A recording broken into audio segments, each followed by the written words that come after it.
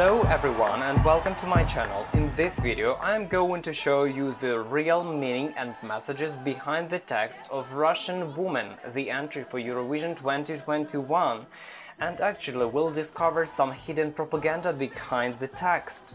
My name is Eugene, I am a linguist, I also teach some foreign languages, not only English, and I also teach translation studies, my way to cognitive linguistics, which studies the interrelation between language and the mind, started 5 or 7 or 10 years ago, I do not remember exactly, but that is my personal stories. However, there are some strategic narratives, not just personal stories, and it is very important for my video to distinguish the difference between the narrative and the personal story. So the personal story is just my intro.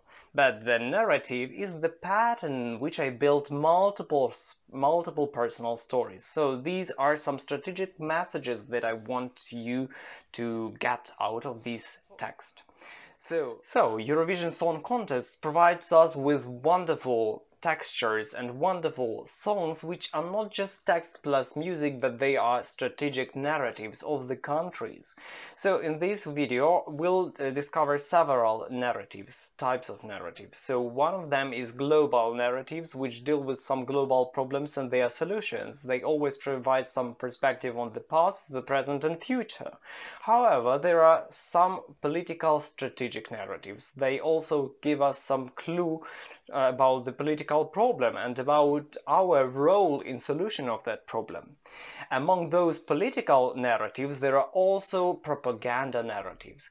The structure of propaganda narration is very peculiar because here we have this strict division into me and not me, those entities that I should identify myself with and those that I should avoid or even contradict or attack and fight with. And there is always some third party or somebody who is observing and giving commands what to do, the puppet and the puppetee. Kind of relationships. So in propaganda we always have a clear understanding and clear message what we need to do to solve the problem, and that is very manipulating because it gives you no choice, no alternative. Some of the Eurovision Song Contest entries, they can have these features of propaganda and propaganda narratives. Okay, let us get the ball rolling and proceed to the components of the narrative. So each Eurovision narrative, each Eurovision song is composed of the text itself, which involves the message, and this message is built upon the relationships between the narrator, the addressee, and those good or bad guys, so the protagonist and antagonist inside the text. However, there is more context concerning the music itself. I mean, the manner in which you sing, the music, the rhythm, the manner in which you pronounce some words, also some visuals, the videos, promos, logos, social networks, participation, involvement and promotion of the song, and of course those visual effects on the stage, the staging effects, the dancing, and then of course the show itself with the costumes, with the action. So all of that together forms a multimodal Eurovision song narrative. So this is not just a text, that's clear. And even the personality of the singer, the author or performer, they can already give some clues to interpretation of the song. Probably this is a personal song, so this is not just a story, it involves some actual experience of the singer, so it makes us believe this message even more. And of course the interviews that are given by the singer, the participant, they also take into account. However, even if we say that Eurovision Song Contest is of a non-political character, we shall not forget that actually this is a contest of countries. That is why the social, international, political image of the country is always at stake. It also involves participation in the contests. That's why here we shall talk about cultural code, according to which we shall interpret this song. Probably there are some particular things about the song that are related to the country and its culture, then the current political, internal and external political situation, and the relationship of the country with the other countries. They also contribute not only to the voting results, but also to the understanding of the message itself. There are also some global issues and global problems that can be raised in the song, and there is also the audience, the target internal and external audience, because the understanding of the song by the citizens of this country and by the rest of the world can differ in many ways, and each country interprets one and the same song in different ways.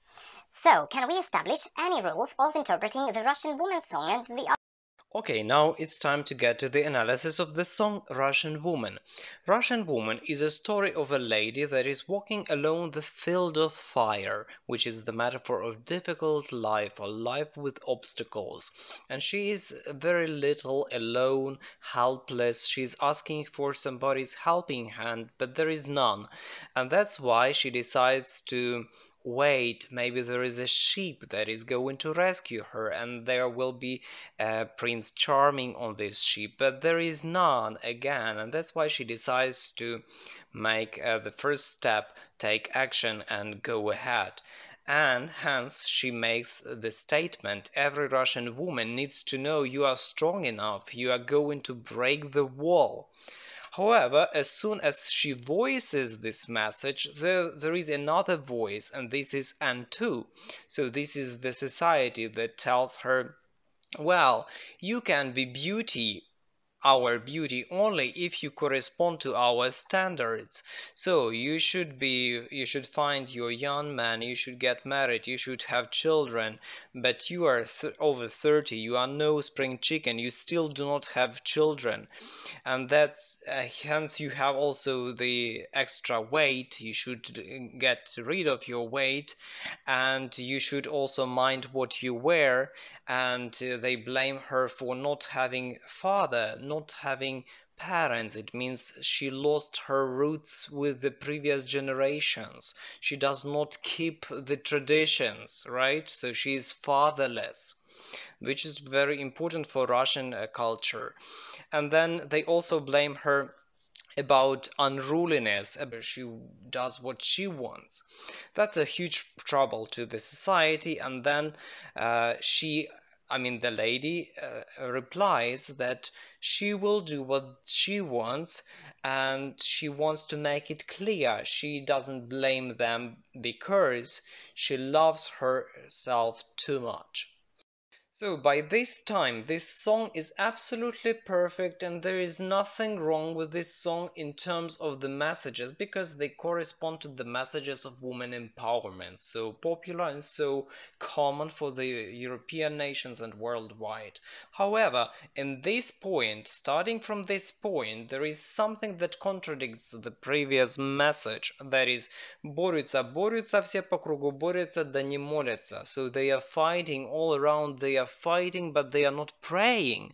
So how come that the discourse of feministic empowerment and feministic fight for the rights suddenly gets into the discourse of the religion and the prayer?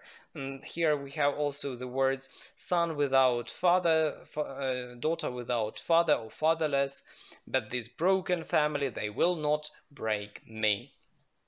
So here we have the collapse or the clash of the ideas. Suddenly, the lady that was fighting for her rights, that was getting rid of any helpers, any helping hands or sheeps or any other solutions, finally comes to the prayer as the only solution of her problem. So how can that be possible?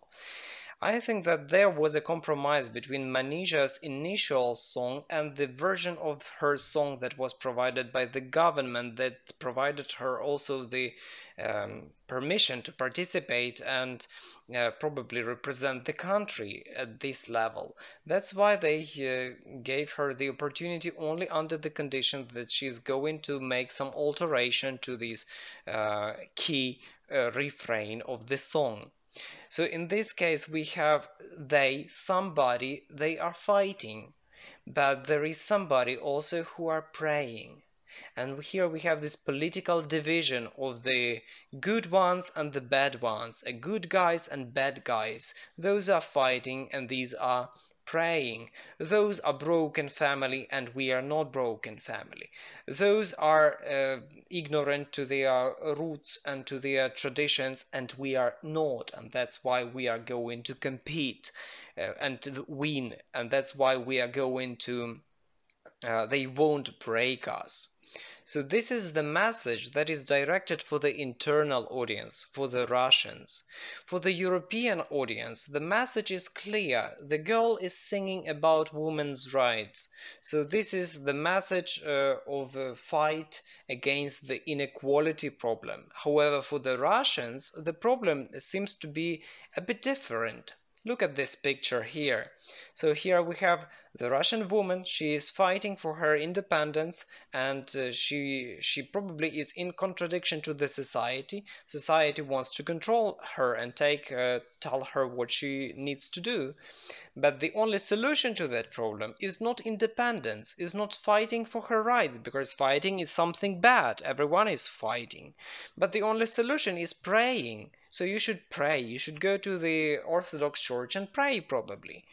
And that is the right thing to do, because the opposite thing to do, the bad thing to do, is to be broken family, is to run from your roots, is to run from your fathers and your family.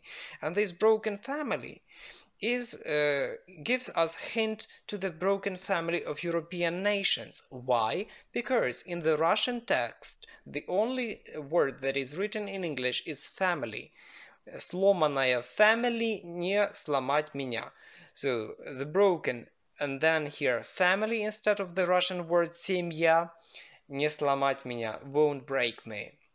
So what does that mean?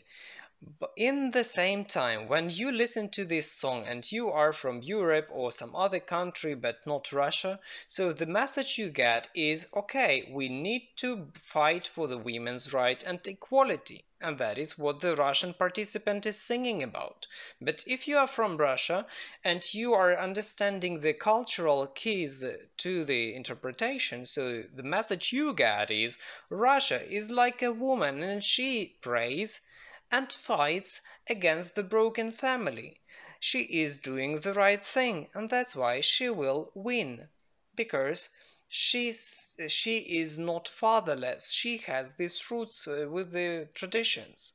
So maybe Manizha did not want to say that. Probably Manizha did not realize that there is some double message in this sandwich song, but probably due to some external influence or some other reasons that I'm not aware of, we have a sandwich propaganda song in this Eurovision entry. Thank you so much for watching till this moment. So I shall make a statement. This is not for me hating Manizha. No, I like her as a singer, as a personality. She's very bright. She has a wonderful voice and she is a wonderful musician. However, when you raise some serious political or global problems, you should be responsible for what you are singing. You should be clearly understanding that the messages you are providing, they will have different resonance and they will have different interpretation, and every Russian woman needs to know when you go back to your country you'll be hated, and you have to be responsible for those changes and for those women that you are using in your campaign, in your message on the stage. So you should go on and continue working in your country to build the reality that you want and to fight for the rights of the women in Russia, because this is Russian problem. These are Russian people who are texting you hate, and these are the problems that the government of the Russian Federation is not solving. So you should speak up and speak about that clearly and forwardly. There's nothing to hide if you take such a song and raise such a problem. So please be open about that and go ahead and tell about the problems your country has. Thank you so much for watching. If you want to see me analyzing some other songs of propaganda character or some political songs, I love that. So please provide me with the text and your comments. Put your thumbs up and please subscribe. I have already a video and the analysis of the Belarus entry for the Eurovision 2021, and if you want to see that, so please text me in the comments. Love you so much. See you next time.